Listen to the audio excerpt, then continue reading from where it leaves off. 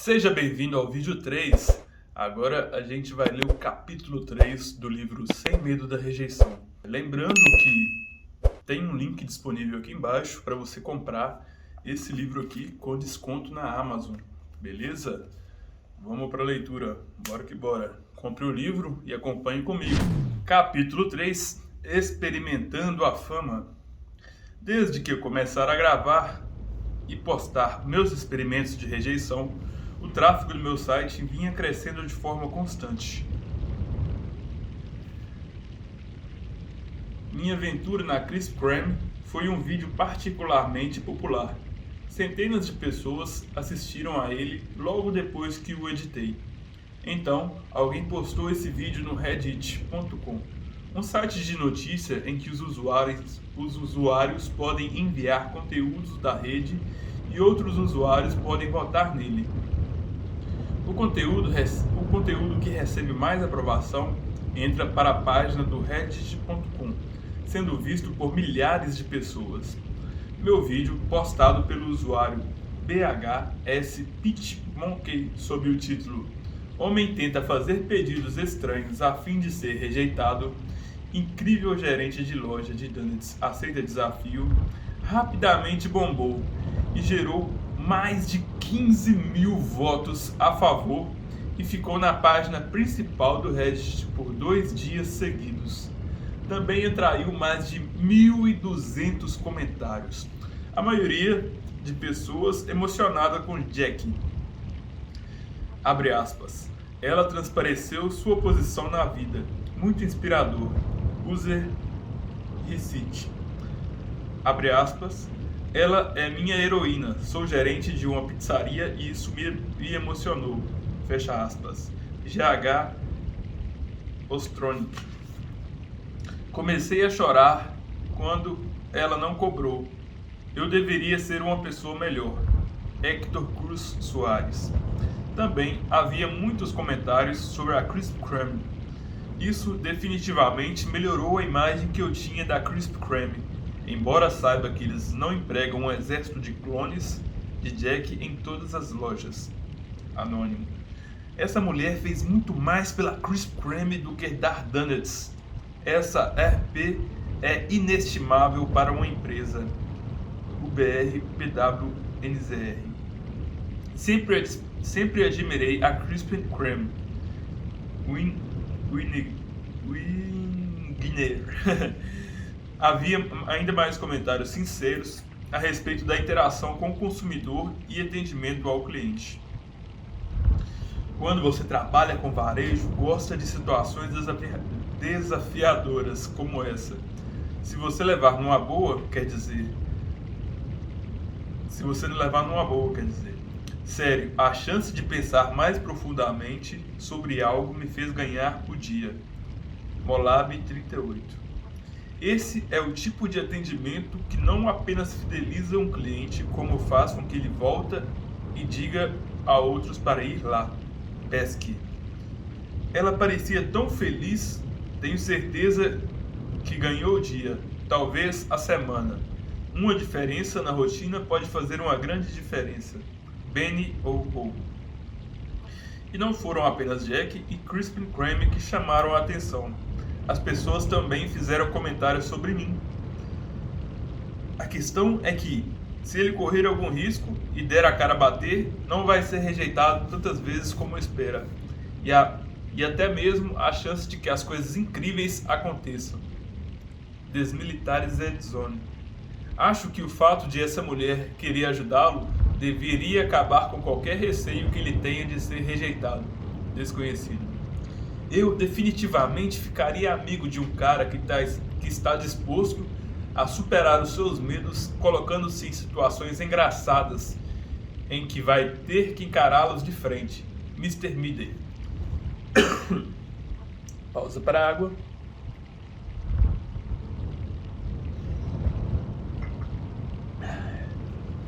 O Reddit foi apenas o começo. Na semana seguinte, a história ganhou o mundo. O Yahoo News postou o vídeo em sua página principal.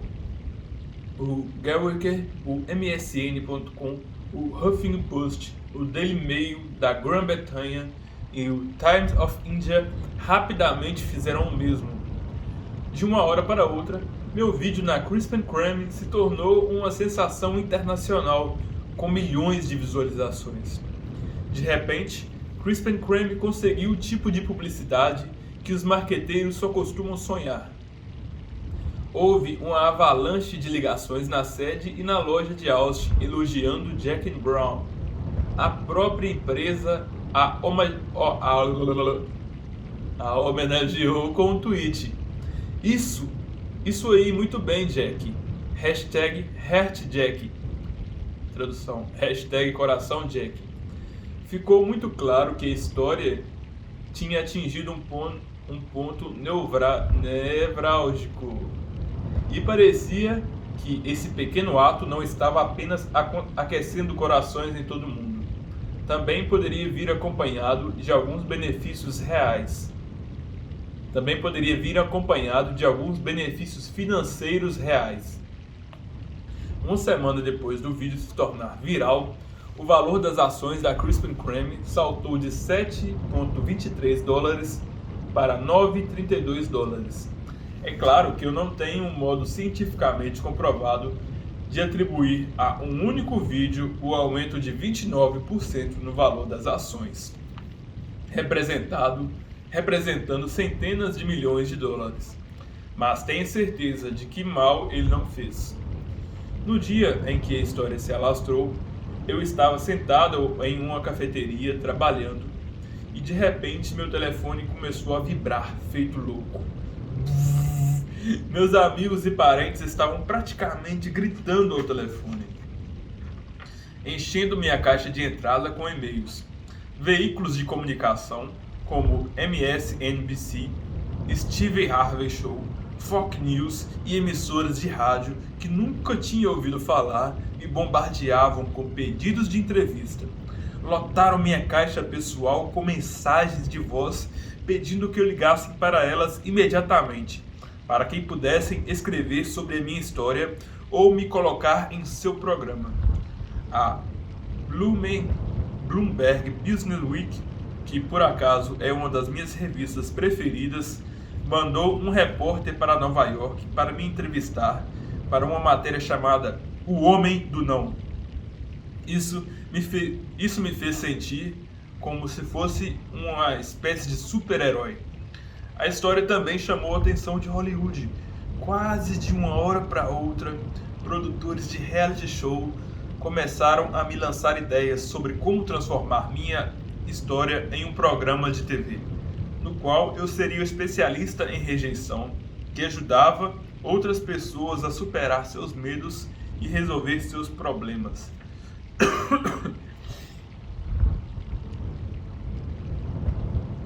Um deles me apelidou de o Encantador da Rejeição, por causa do best-seller O Encantador de Cavalos e do popular programa de TV de César Millan, O Encantador de Cães.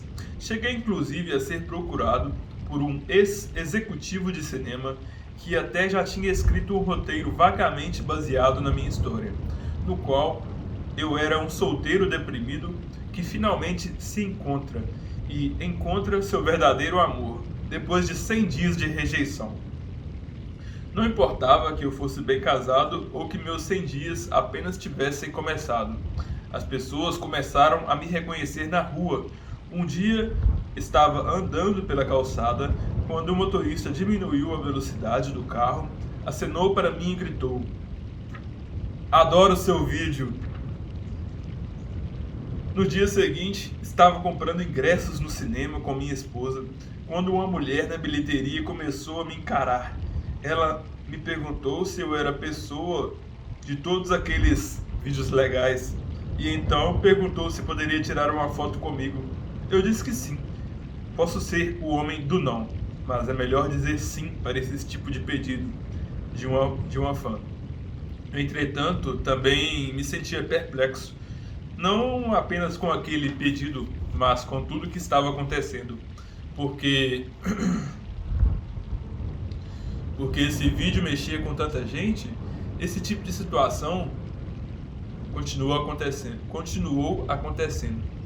É difícil para mim, mesmo agora, acreditar que um vídeo que eu criei como ferramenta para me ajudar a superar o meu medo de rejeição, um vídeo sobre donuts feito sob encomenda, tenha de alguma maneira me colocado direto sob os holofotes. Algo que nunca foi minha intenção e, francamente, que nunca quis. Eu tinha imaginado chegar à fama depois de construir a próxima Microsoft ou Google. Não porque estivesse tentando lutar contra o meu medo da rejeição. Então, a coisa ficou ainda mais estranha. 100 dias de rejeição. Pedir que um apresentador de TV cante para o meu filho. Faz tempo que sou um espectador ocasional do programa Survivor. Gosto de vê-lo por causa da competição dos personagens e do bom e velho drama de um reality show. Mas, acima de tudo, gosto de Jeff Probst, o apresentador e vencedor de um Emmy, e do modo como ele interage com os participantes em um nível pessoal e solidário. Então, quando o produtor Jeff Probst Show ligou me convidando para ir ao programa, sabia que tinha que dizer sim.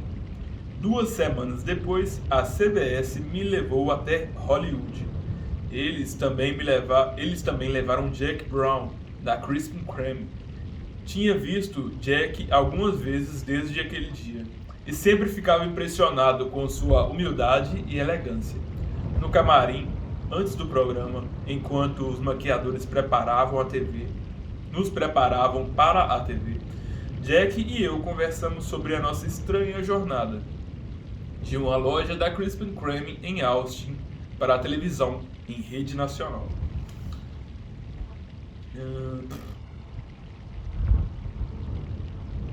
Desde que o vídeo se tornara viral, centenas de pessoas tinham ido à Krispy Kreme onde Jack trabalhava para conhecê-la.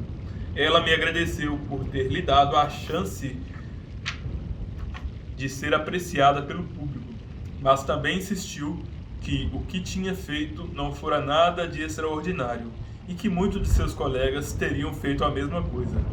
Os produtores tinham convidado mais uma pessoa para se juntar a nós no palco: Jason Comely, o inventor do jogo da terapia da rejeição, que havia inspirado a busca dos meus 100 dias de rejeição. Não o conhecia, mas gostei dele no mesmo instante.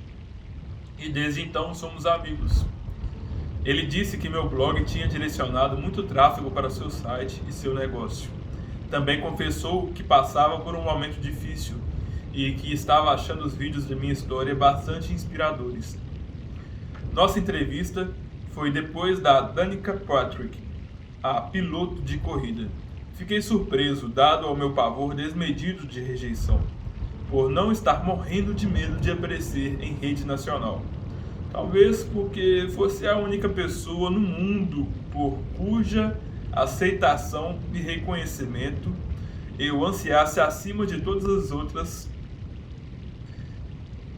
Talvez fosse porque a única pessoa no mundo por cuja aceitação e reconhecimento eu ansiasse acima de todas as outras estivesse na plateia do estúdio naquele dia. Meu tio, a pessoa que tinha sido meu exemplo na juventude e cujo nome eu dera a meu filho, mas cuja rejeição à minha ideia empreendedora 14 anos atrás tinha me deixado surpreso e inseguro. Viera de carro desde San Diego para me ver no programa. Vê-lo na plateia com um sorriso de encorajamento e radiante de orgulho me fez sentir o homem mais sortudo do mundo. Também me deu coragem de testar outro experimento de rejeição. Bem ali, ao vivo, na TV. No final do bloco, pedi que Jeff Probst cantasse Brilha, Brilha, Estrelinha para o meu filho. Era a música favorita de Brian. Jeff não apenas fez isso, como fez a plateia do estúdio acompanhá-lo. Depois Jeff apertou minha mão. Parabéns, ele disse. O que você está fazendo é fabuloso. Você está realizando algo grande aqui. Continue a inspirar. Receber toda aquela atenção da mídia e do público era bastante extraordinário. Porém, se eu tivesse de escolher um acontecimento como o mais inesperado, seria a resposta ao e-mail que enviei a meu herói pessoal.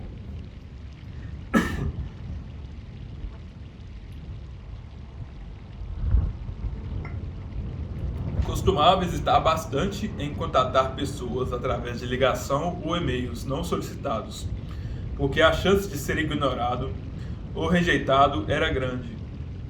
E a possibilidade de ser ignorado por gente famosa e ocupada era perto de 100%. Pelo menos na minha cabeça. Mas a força de meus vídeos me deu coragem de enviar uns poucos e-mails a alguns de meus modelos de conduta profissional. E eu queria desesperadamente receber conselhos sobre como dirigir minha incipiente startup.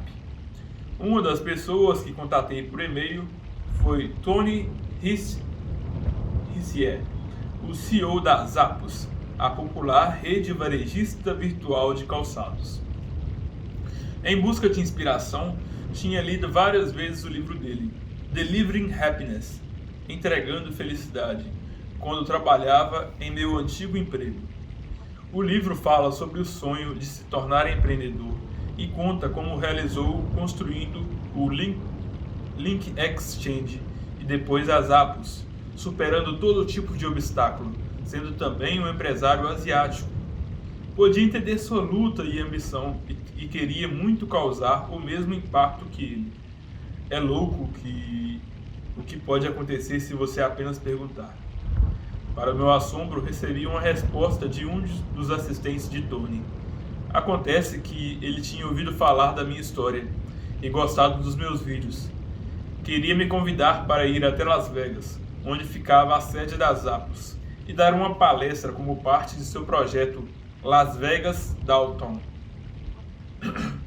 Em 2012, Tony trabalhava na revitalização do centro de Las Vegas para tirá-lo das sombras da Las Vegas Strip e transformá-lo em um local cultural e tecnológico capaz de rivalizar com Austin em São Francisco. O projeto Downtown buscava inspirar os comerciantes locais a se verem como parte de um horizonte mais amplo, e ele achava que minha própria história poderia ajudá-lo a pensar mais longe em termos de suas próprias aspirações. Tony Rissier, minha inspiração, queria me convidar para inspirar outras pessoas. Uma semana depois, eu estava em Las Vegas fazendo meu discurso. O evento foi realizado em um teatro temporário, formado por trailers de construção, projetado para simbolizar a reconstrução da cidade. Las Vegas tinha sido fortemente afetada pela recessão. As residências tinham perdido em geral mais de 2/3 de seu valor. Muitas pessoas que tinham se mudado para lá no início, aproveitando o crescimento explosivo da cidade, agora estavam arrasadas com a recessão, e algumas simplesmente tinham ido embora para começar um novo em outro lugar. As que ficaram achavam que a cidade tinha sido rejeitada pelo mundo e lutavam para manter o otimismo com esforços de reconstrução e revitalização. No palco falei de meus sonhos e lutas, e também de minha jornada de rejeição. A decisão de deixar o emprego para ir atrás de meu sonho de infância, passando pela rejeição do investidor e a experiência mágica que tivera até aquele momento no projeto de 100 dias. Encorajei a plateia a não desistir, a ir em frente e insistir nos seus sonhos, que cada um tinha para a cidade e para si mesmo, não importando o que os outros pudessem pensar deles. Depois da palestra, a plateia me aplaudiu de pé. A primeira vez que isso me aconteceu na vida. Fiquei totalmente estupefato. Mas mais surreal ainda foi as pessoas me cercarem depois, apertando minha mão e agradecendo por eu ter compartilhado minha história, como se eu estivesse fazendo um grande favor a elas, ao tentar resolver meu próprio medo. Quando a multidão começou a diminuir, Tony Rissier bateu em meu ombro e me convidou para ir até seu escritório para uma reunião particular. A história e as conquistas de Tony haviam feito dele um super-herói. Para candidatos a empreendedor como eu, então me sentar em seu escritório foi uma experiência idílica. Não ficaria mais surpreso se ele pusesse a armadura do Homem de Ferro e me levasse para o passeio. Depois de algumas trivialidades, Tony foi direto ao ponto. Olhou firme nos meus olhos e perguntou: Você gostaria de mudar para Las Vegas e trabalhar para mim?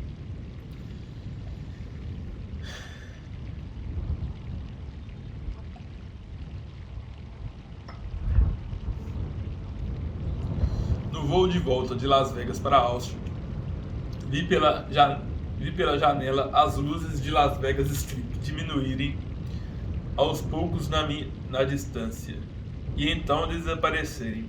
As luzes foram substituídas pela escuridão total. O único som era o zumbido constante do motor do avião. Poucas horas antes, Tony Rissier tinha me oferecido um emprego, ou, na verdade, feito uma proposta profissional. Se eu me mudasse para Las Vegas, ele criaria um novo negócio e me contrataria para trabalhar como palestrante. Eu viajaria o país ministrando palestras inspiracionais em conferências e empresas. Então, Tony Rissier quer me contratar por um talento que eu nunca soube que tinha até hoje: falar em público. A vontade de dizer sim a qualquer coisa que esse homem pedisse era tão forte que quase concordei na hora. Mas me mudar para Las Vegas e abandonar a empresa que eu tinha acabado de criar era uma decisão que envolvia mais pessoas. Então pedi um tempo para estudar sua oferta. Sentado no avião, tive que me perguntar: o que acabou de acontecer? No intervalo de apenas um mês, eu tinha sido rejeitado por um investidor. Pedidos de donuts customizados fora transformado em um personagem de histórias e matérias de jornais, revistas e programas de alta audiência em rede nacional. E, enfim, me sentara diante de Tony Rissier no escritório dele. E ele tinha tentado me convencer a trabalhar para ele em uma plataforma nacional.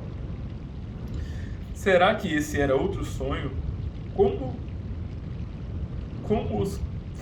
Será que esse era outro sonho, como os que tivera antes de o investidor me rejeitar? Se era, não sabia se queria continuar sonhando ou acordar. Mas não era um sonho. Não era o sonho, e eu tinha escolhas a fazer. Deveria me tornar o encantador da rejeição em meu próprio reality show? Fazer o papel do cara deprimido que encontra o verdadeiro amor através da terapia da rejeição em um filme de Hollywood? Trabalhar para o meu ídolo Tony Rissier? Ou voltar a fazer o que estava fazendo? Dirigir uma startup de tecnologia em seu difícil começo, enquanto posto os vídeos sobre rejeição em um blog? Por mais que eu curtisse minha equipe na startup e o aplicativo que estávamos criando, deixar totalmente de lado o que tinha acabado de ficar disponível para mim e retomar minha rotina parecia um pouco insensato, se não louco. Nem todo mundo consegue seus 15 minutos de fama. e os meus tinham sido bem espetaculares.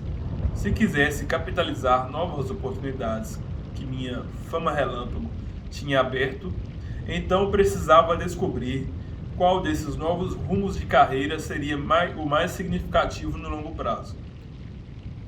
Talvez fosse uma combinação de todos eles.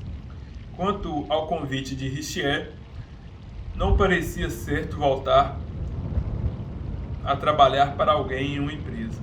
Meu objetivo de vida sempre foi causar impacto positivo no mundo. Fama e celebridade nunca foram meus principais motivos. Então, a ideia de seguir essa rota ofuscante me deixava desconfortável. Além disso, não me sentia pronto para ela. Basicamente, eu era um cara com uma história legal e acabara de saber que conseguia contá-la bem. A minha jornada de rejeição mal começara e eu já estava sendo visto como algum tipo de especialista. Era como se eu tivesse planejado escalar o Monte Everest e apenas tivesse montado meu acampamento na base e o mundo já estivesse tentando me tirar de lá por um helicóptero e me aclamar como um grande aventureiro. Só que eu ainda ansiava por descobrir o restante da montanha. Por outro lado, se eu não aproveitasse todas essas oportunidades agora, será que elas ainda estariam ali quando eu estivesse pronto para elas?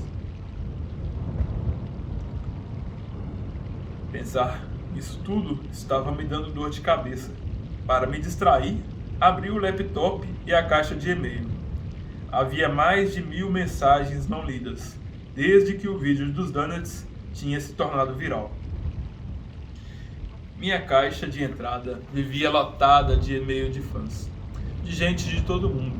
Alguns eram leves e divertidos, escritos por pessoas que tinham achado meus vídeos bem engraçados, mas muitos, a maioria na verdade, vinham de pessoas que haviam levado os meus vídeos bastante a sério, usando-os para ganhar coragem e enfrentar seus próprios medos de rejeição, como este e-mail de Mike.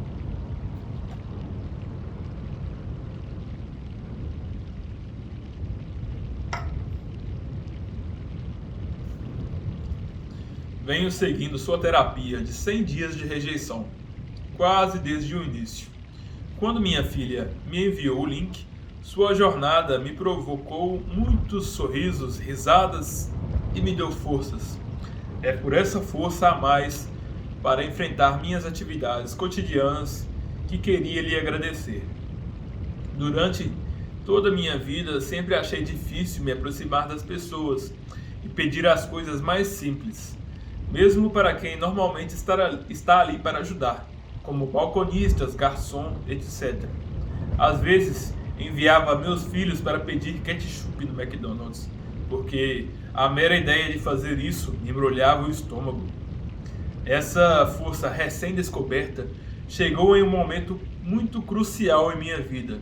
Em maio do ano passado, minha esposa foi diagnosticada com câncer e depois de 8 meses de visita ao médico e ao hospital, chegaram ao diagnóstico de um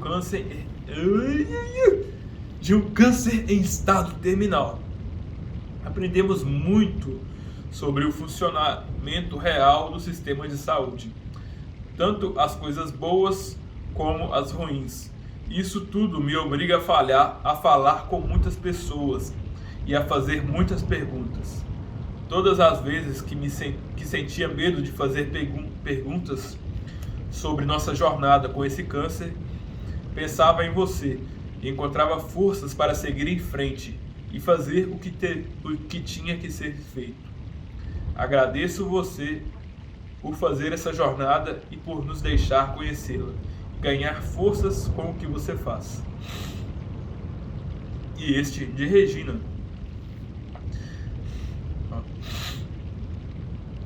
Sou atriz, trabalho em Nova York, na Filadélfia, e realmente acho esse projeto fascinante, porque, como atriz, enfrentamos mais rejeição em nosso trabalho do que a maioria das pessoas. Todo teste é como outra entrevista de emprego, e o maior medo é não conseguir aquele trabalho. ou ser rejeitado,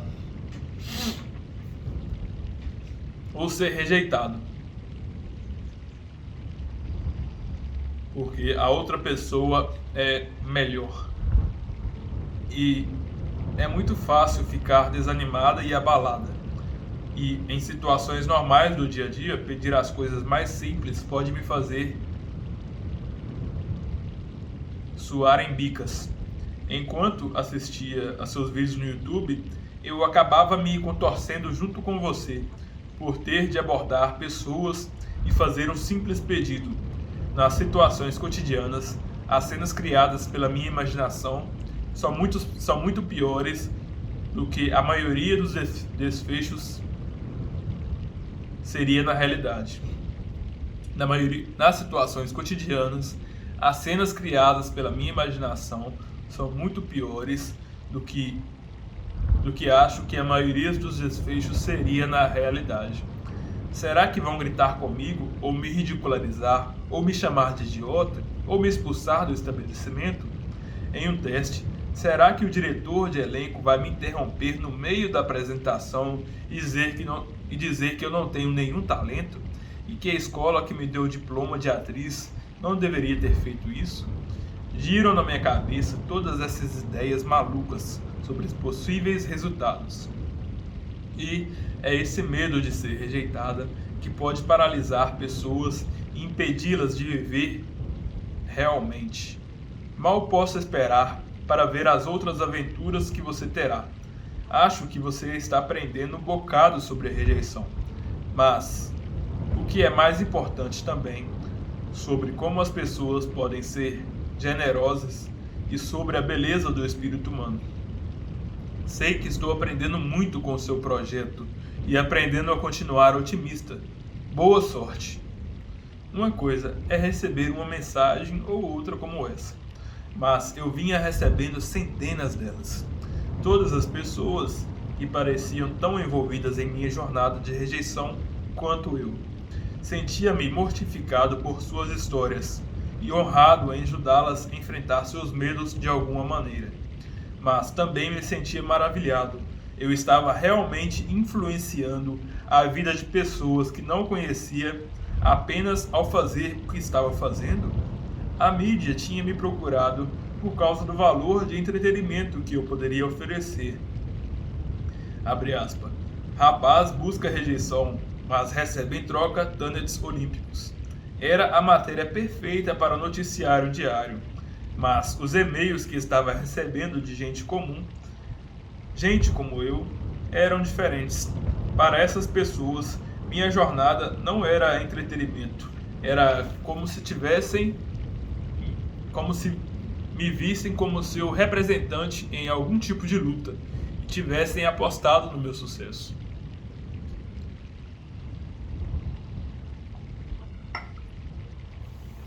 Sempre enxerguei meu medo de rejeição como uma espécie de doença rara, como a draconiliase, que inflige dores terríveis, mas afeta apenas um pequeno segmento da população. Achava que era simplesmente azarado ou que minha timidez natural, achava que era simplesmente azarado ou que minha timidez natural, o fato de ter sido achava que era simplesmente azarado ou que minha timidez natural, o fato de ter sido criado por uma família superprotetora ou de ter vindo de alguma forma de um país estrangeiro com uma cultura reservada, eram de alguma forma responsáveis pelo meu medo. Até que todos esses e-mails e comentários começassem a chegar. Nunca tinha pensado de verdade no medo da rejeição de outras pessoas, mas quanto mais gente me falava do que se identificava com a minha experiência, mais eu percebia que o medo da rejeição não era de jeito nenhum uma doença rara, era uma condição humana, normal. Sabia por experiência própria que esse medo pode ter consequências enormes e debilitantes. Agora eu ouvia falar de pessoas que, como eu, viam a rejeição como algo tão doloroso, pessoal e negativo que elas preferiam não pedir as coisas. Preferiam se adequar à norma e não assumir riscos, apenas para evitar a possibilidade de rejeição. Como eu, tinham passado a maior parte da vida rejeitando a si mesmas, antes que os outros pudessem ter essa chance.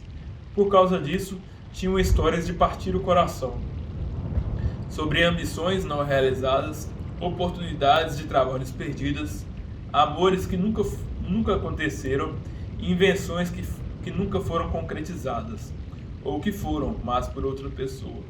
A pior parte é que o "e se" que permanecem da cabeça delas foram frequentemente causados por elas mesmas, porque nem mesmo perguntaram ou nem mesmo tentaram. Certa vez li uma autobiografia muito envolvente intitulada Antes e a Partir, escrita por uma enfermeira australiana, Bronnie Ware. Ela havia entrevistado dezenas de pacientes hospitalados em estágio terminal e perguntado a eles qual era o maior arrependimento. A resposta mais frequente que recebeu foi: queria ter tido a coragem de viver uma vida fiel a mim, e não aos outros, e não ao que os outros esperam. A gente vai ler de novo, porque essa parte vai ser um corte. A resposta: ela havia entrevistado dezenas de pacientes hospitalados em estágio terminal e perguntado a eles qual era o seu maior arrependimento. A resposta mais frequente que recebeu foi: queria ter tido a coragem de viver uma vida fiel a mim, não a vida que os outros esperavam de mim. E se todos nós tivéssemos essa coragem? E se as pessoas não se sentissem tão tolhidas por seu medo da rejeição? E se a rejeição não parecesse tão vergonhosa e pessoal, mas se tornasse mais passível de discussão? E se não pudéssemos falar apenas sobre ela, mas descobrir uma maneira de dominá-la? Se uma pessoa que teme a rejeição subitamente deixasse de sentir esse receio, do que ela seria capaz? Ela não seria melhor em tudo o que fizesse? Se fosse artista ou músico e não temesse o modo como as pessoas recebem a obra, não seria capaz de buscar mais fundo em sua alma e criar peças que refletissem a verdadeira verdade de quem é? Se fosse um vencedor, não seria capaz de explorar mais perspectivas, buscar mais clientes, não ficar desencorajado depois de alguns nãos? Se fosse um pai ou mãe, não seria capaz de criar seus filhos baseando-se em seus próprios princípios, em vez de lhe dar-lhes o que não querem? Uma empresa ou uma organização sem fins lucrativos que não ficasse tão preocupada com a reação dos acionistas não teria coragem de inovar com novos produtos e serviços que poderiam tornar o mundo um lugar melhor?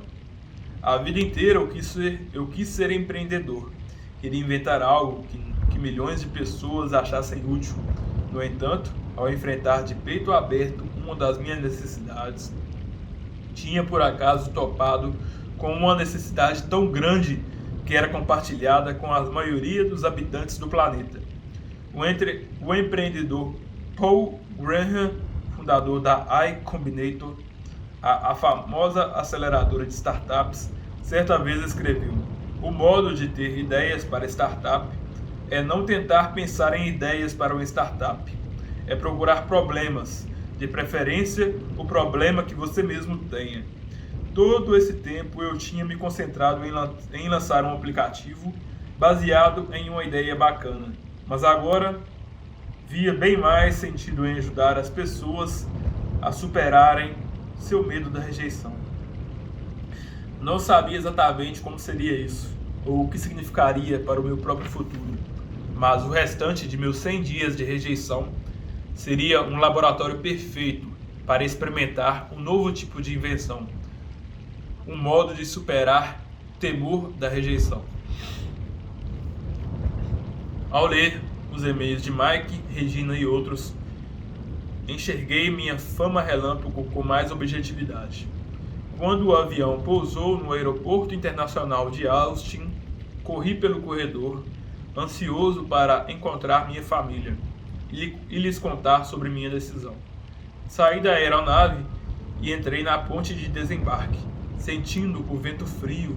Foi a mesma sensação que tive no primeiro dia da faculdade, quando atravessei o vasto campo de neve virgem. As circunstâncias tinham acabado de me presentear com uma das maiores oportunidades da minha vida. Tudo parecia novo, tudo parecia possível. Capítulo 4. Lutando contra a evolução. Continua no próximo vídeo.